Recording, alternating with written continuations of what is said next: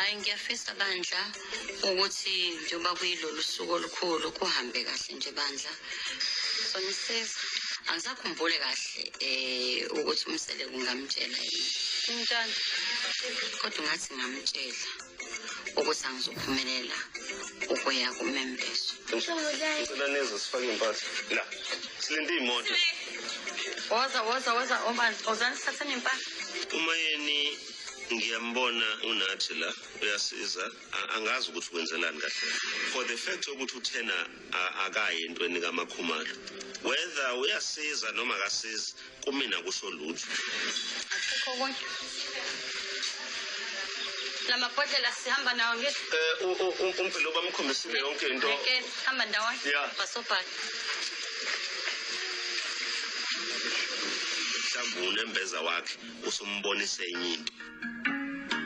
Ngenza into kade ngenziwa naye nombani futhi ngizenzela nje ngenhliziyo enhle nje. Hayi ngoba nakho kwenye. Ngoba vele ngishilo ukuthi angisuphumelela. Ngizosihlalela nje lana ngigade makufika umuntu ngisho ukuthi hayi sebephumile obuzayo futhi uma shona ngale ezansi.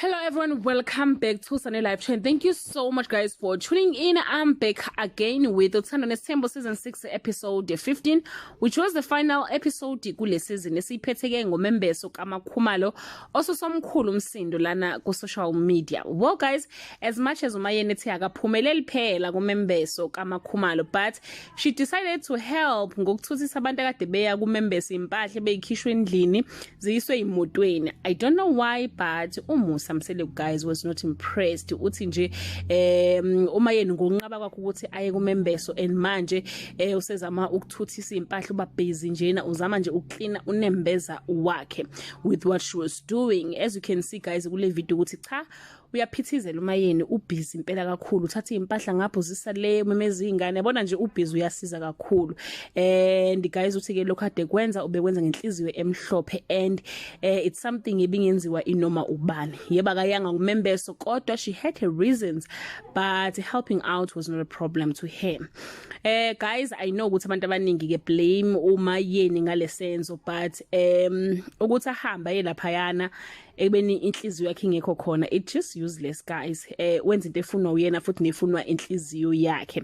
We might say she's evil but she was just being herself without pretending. Asazi kahle kahle ukuthi why uMayeni noMakhumalo bengezwani but bona bo2 bayazi ukuthi kwenzekalani phakathi kwabo. I think umusa fela focus kuyona le relationship yabo kaMakhumalo noMayeni ngoba uMakhumalo uyachaza futhi ukuthi bengekaza bezoba surprised if uMayeni ebethe uyaya kumembeso ekubeni ngakaza attend anything ehlanganisa naye kusho ukuthi nje akaza amxolele with whatever that we don't know. Anyway guys, that's all I have for today.